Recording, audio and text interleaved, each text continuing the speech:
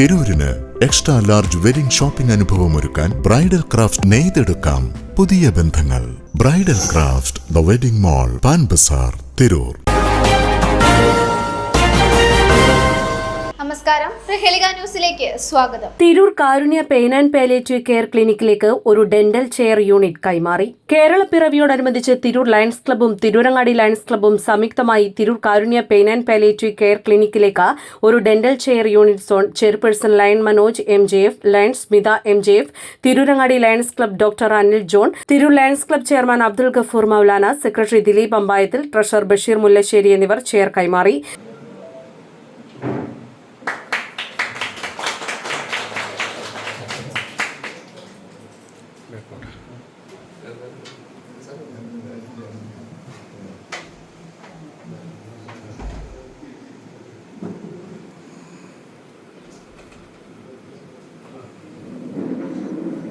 കാരുണ്യ clinic chairman doctor Nasar, general secretary doctor Ahammed Kutty, doctor MN Abdurahman എന്നിവർ chair ഏറ്റുവാങ്ങി. ഇതിനോടനുബന്ധിച്ച് ലോക പക്ഷാഘാത ദിനമായ ഒക്ടോബർ 29 സ്ട്രോക്കിനെ കുറിച്ചുള്ള ക്ലാസ് നടന്നു. എന്താണ് പക്ഷാഘാതം, പ്രധാന ഘടകം, സ്ട്രോക്കിന്റെ ലക്ഷണങ്ങൾ എന്നീ വിഷയങ്ങൾ doctor Ahammed Kutty, doctor Abbas എന്നിവർ സംസാരിച്ചു. ഫിസിയോതെറാപ്പി എപ്പോൾ, എങ്ങനെയെന്ന് എല്ലാം ഡെമോ സഹിതം ഡോക്ടർ സഫീന ക്ലാസ് എടുത്തു. ലയൺസ് ക്ലബിൻ്റെ പ്രതിനിധികളെ, ഡോക്ടർ അബ്ബാസ്, ഇവിടെ എത്തിച്ചേർന്ന എൻ്റെ മാന്യ സുഹൃത്തുക്കളെ,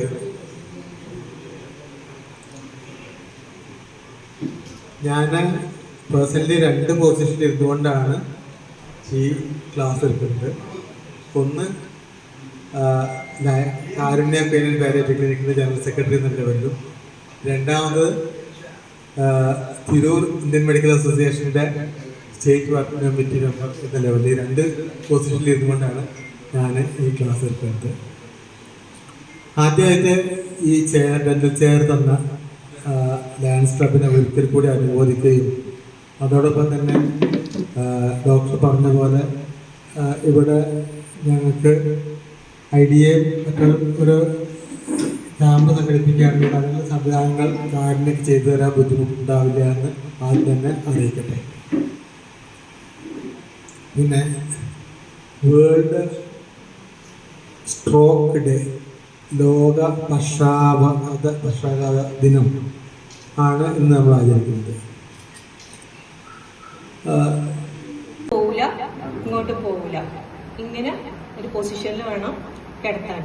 ഒന്നുമില്ല, പ്രസവിച്ച് കിടക്കുമ്പോൾ കുട്ടികളെ നമ്മള് തല ശരിക്കും വെക്കാൻ വേണ്ടി തലയുടെ അടിയിൽ ഇങ്ങനെ തുണി അടിച്ചു വെക്കും. അതാണ് കഴുത്തിന്റെ പൊസിഷനിങ് ചെയ്യേണ്ടത്. ഇനി നമുക്ക് ഇതേപോലെ നമ്മൾ കുറച്ച് കഴിഞ്ഞിട്ട് പിന്നെ നമുക്കറിയാം സ്ട്രോക്ക് വന്ന് കഴിഞ്ഞിട്ടുണ്ടെന്നുണ്ടെങ്കിൽ ചിലർക്കൊക്കെ കാണുന്നതാണ് കൈയിന്റെ തോള് എല്ല് താഴേക്ക് വരിക. അത് ഇവിടുത്തെ മസിൽസ് ഒക്കെ എല്ലാ രോഗികൾക്കും ഇവിടുത്തെ മസിൽസ് ഒക്കെ വീക്കാവും. ഡെൽറ്റോയിഡ് മസിൽസ് ഒക്കെ വീക്കാവും. അപ്പൊ നമ്മൾ ഇലക്ട്രിക്കൽ സ്റ്റിമുലേഷൻ ഒക്കെ കൊടുത്ത് മസിൽസിനെ സ്ട്രെങ്തൻ ചെയ്യും. അതിലുപരി നമ്മൾ ശ്രദ്ധിക്കേണ്ട കാര്യം എന്താ വെച്ചാല് രോഗിനെ വീട്ടിലൊക്കെ കിടക്കുമ്പോൾ നമ്മൾ കൈ സ്ട്രെയിറ്റ് ആയിട്ട് വെക്കുക. കൈ ഇങ്ങനെ മലർത്തിയിട്ട് വിരലുകളൊക്കെ നിവർത്തിയിട്ട് വേണം വെക്കാൻ. പിന്നെ ഒരു തലയണ എടുക്കുക.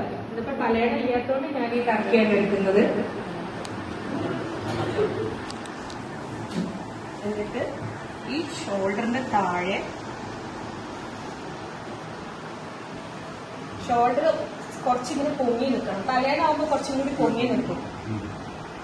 ഈ കൈമുട്ട് വരെ വരുന്ന രീതിയിൽ വേണം കൈ പൊസിഷൻ ചെയ്യാൻ വേണ്ടി.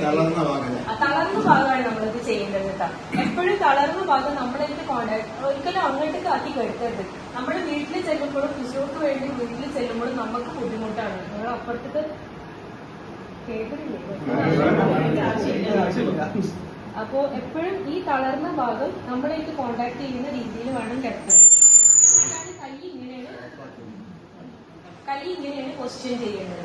വിരലുകളൊക്കെ എപ്പോഴും നേരിട്ട് വരിക. ഇതുപോലാതെ നമ്മുടെ സ്പ്രിന്റുകളൊക്കെ കൊടുക്കും. മുട്ട് കുറച്ച് കഴിഞ്ഞാല് ആദ്യമൊക്കെ കണ്ടിട്ടുണ്ടെങ്കിൽ നമ്മുടെ രോഗിയുടെ മസിൽസ് ഒക്കെ ഫ്ലാസിൽ ഒറ്റ ഇങ്ങനെ കുഴഞ്ഞാണ്ടാവും, ഒന്നും ഉണ്ടാവില്ല. കുറച്ച് കഴിഞ്ഞാലാണ് കൺട്രാക്ചേഴ്സ് വരും. കുറച്ചിങ്ങനെ ടൈറ്റായി വരും. അപ്പൊ അതൊക്കെ ഒഴിവാകാൻ വേണ്ടിയിട്ട് നമ്മൾ മൂവ്മെന്റ്സ് കൊടുക്കുന്നതിന് കൂടെ തന്നെ സ്പ്ലിന്റുകൾ ഇട്ട് കൊടുക്കും. മുട്ടിന് കൈ നിവർന്ന് വെക്കാൻ വേണ്ടിയിട്ടുള്ള സ്പ്ലിന്റ്, അതുപോലെ വിരലുകളൊക്കെ നിവർന്ന് വെക്കാൻ വേണ്ടിയിട്ട് സ്പ്ലിന്റുകൾ കാല് പൊസിഷൻ ചെയ്യേണ്ടത് എങ്ങനെ വെച്ചാല് ഇവിടുത്തെ മസിൽസ് ഒക്കെ വീക്കാവും, സ്ട്രോക്ക് വന്നു കഴിഞ്ഞാൽ. അപ്പൊ രോഗികൾ കിടക്കൽ എങ്ങനെയാണ്? ഇങ്ങനെ. അധികം ആളുകൾ കാല് വെക്കല് ഇങ്ങനെയാണ്. ഇതിങ്ങനെ വെച്ചിട്ടുണ്ടെന്നുണ്ടെങ്കിൽ ഇവര് നടക്കാൻ തുടങ്ങുമ്പോഴും ഇവരെ കാലിന് ഇങ്ങനെ ഒരു വളവ് വന്നുകൊണ്ടേയിരിക്കും. അപ്പൊ അത് പ്രിവെന്റ് ചെയ്യാം. ക്ലാസ്സിൽ പങ്കെടുത്തവർ Lion Sadath, Lions Nandakumar, Lion Hasan, Lion Navas, Lion Asainar, Karunya clinic joint സെക്രട്ടറിമാരായ Koya master, Kunjibaba, treasurer Abdul Samad, MK Rajeena, sister Rashiq Vettam, Pradeep Pachattiri, Abeeb Rahman, ward councillor Subeda Cherattayil, Saleem Payyanangadi. News desk Prahelika news. SSLC+2 കഴിഞ്ഞു, ഇനി എന്ത്?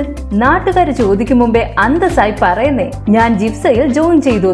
2 ലക്ഷത്തോളം തൊഴിലവസരങ്ങളുള്ള ഫയർ ആൻഡ് സേഫ്റ്റി വിദ്യാഭ്യാസ രംഗത്ത് 25 വർഷത്തെ പ്രവൃത്തി പരിചയ സമ്പന്നതയോടെ ഇന്ത്യയിലെ ഏറ്റവും വലിയ സ്ഥാപനമായ Saint Joseph's International Fire and Safety Academy നിങ്ങൾക്കായി അവതരിപ്പിക്കുന്ന certificate in fire and safety and industrial fire and safety management ജിഫ്സ.